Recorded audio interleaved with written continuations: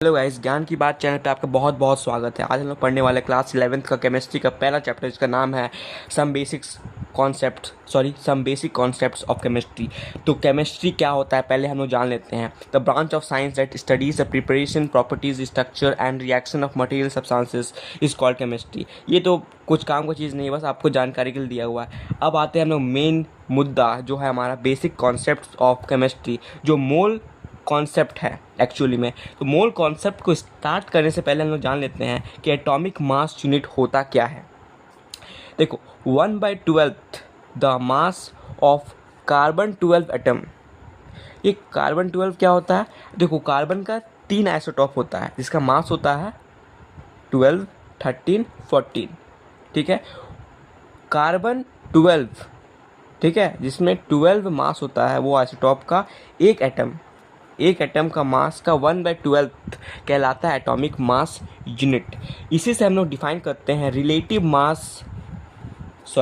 Relative atomic मास। क्या define करते हैं? रिलेटिव एटॉमिक मास। ये होता है mass of any atom, mass of any atom of any element by atomic mass unit. मतलब 1/12 the mass of carbon 12 atom. नहीं समझ में आया होगा? आ गया ना? ठीक है, तो ये सिंपल सी बातें हैं। अब हम लोग इस वीडियो को ज़्यादा लंबा नहीं करेंगे, हम बस इंट्रोडक्शन दे रहे हैं चैप्टर के बारे में। देखो, 3 फार्मूला हम लोग जनरेट करेंगे, ठीक है, इस वीडियो में।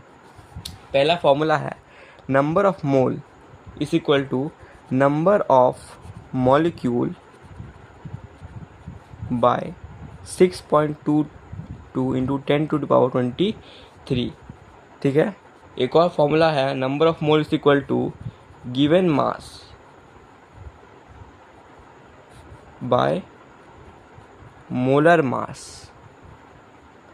और एक और फॉर्मूला जनरेट करेंगे number of mole is equal to volume of any gas at STP by 22.4 litre. देखो, इसको पहले जानने से पहले ये हम लोग कैसे निकालेंगे, कैसे कॉन्सेप्ट आपको बताएंगे, ये आपको मैं आगे बताने वाला हूँ। पहले ये जान लो, रिलेटिव एटॉमिक मास समझ में आ गया होगा। देखो, जैसे हम लोग पढ़ते हैं ना कि सोडियम का होता है एटॉमिक मास 23। ये आपका रिलेटिव एटॉमिक मास है, जिसको हम लोग ऐसे डिनोट करते हैं। ठीक है, रिलेटिव एटॉमिक मास का यूनिटी ये होता है। तो 23 AMU मतलब होता है 23 टाइम्स जो एक एटम ऑफ सोडियम है वो 1/12 द मास ऑफ कार्बन 12 से ज़्यादा है। ठीक है, ओके, देखिए यहाँ पर, ठीक है, समझ में आ गया होगा। तो ये आपका रिलेटिव एटॉमिक मास होता है। सिंपल से आप स्किप मत करिएगा वीडियो को, लेकिन समझने की कोशिश करिएगा। अब देखिए, अब बात करते हैं रिलेटिव मॉलिक्यूलर मास। देखो, अगर हम लोग कोई मॉलिक्यूल को रिलेटिव एटॉमिक मास के सम में ला देंगे, तब हमें मिलेगा रिलेटिव मॉलिक्यूलर मास।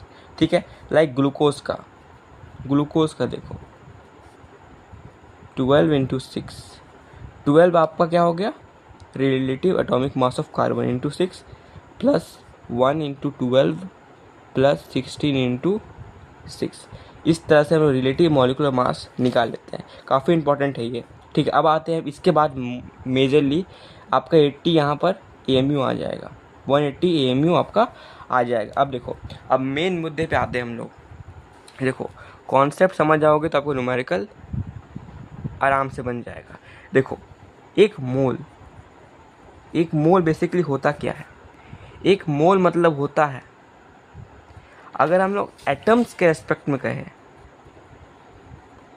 अब पहले ये आप छोड़ो, एक मोल मतलब 6.022 इंटू 10⁻23 यूनिट्स होता है। आपका यूनिट्स में आपका कुछ भी हो सकता है, एटम्स, मॉलिक्यूल्स, आयंस, कुछ भी हो सकता है। ठीक है, अब देखो, एक मोल ऑफ एटम की बात कर रहे हैं। एक मोल ऑफ एटम मतलब होता है ये इतना नंबर ऑफ एटम्स, इसको बोलते हैं एवोगाड्रो नंबर। तो एवोगाड्रो नंबर का जितना एटम्स होता है एक मोल, मतलब एक मोल में कितना एटम्स हुए? 6.022 इंटू 10⁻23 एटम्स। इसका मास कितना होता है? इसका मास होता है equal to relative atomic mass. Relative atomic mass को मोल में हम लोग जब यूज़ करते हैं तो हम लोग बोलते हैं gram atomic mass. Gram atomic mass. जब हम लोग रिलेटिव एटॉमिक मास को ग्राम में डिनोट करते हैं उसको हम लोग तब बोलते हैं ग्राम एटॉमिक मास। यही होता है एक मोल ऑफ एटम का मास। ठीक है, तो लाइक सोडियम का ग्राम एटॉमिक मास कितना हो जाएगा? 23 ग्राम। तो 1 मोल ऑफ सोडियम का मास कितना हो जाएगा? 23 ग्राम। ठीक है, आई होप समझ में आ गया होगा।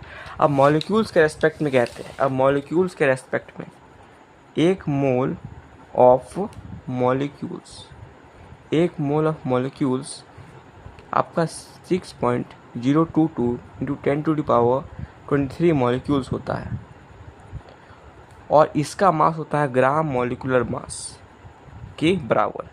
इसका मतलब ये हुआ कि जब हम लोग रिलेटिव मॉलिक्यूलर मास को ग्राम में डिनोट करते हैं तब हम लोग बोलते हैं ग्राम मॉलिक्यूलर मास। तो इसका मास इसी के इक्वल होता है। ठीक है, लाइक ग्लूकोज का आपका हो जाएगा 180 ग्राम, 1 मोल का मास। ठीक है, अभी इस वीडियो के लिए इतना ही रखते हैं। आपको आगे में मैं बहुत सारी चीज़ बताऊंगा, तो सब्सक्राइब कर देना। Thank you.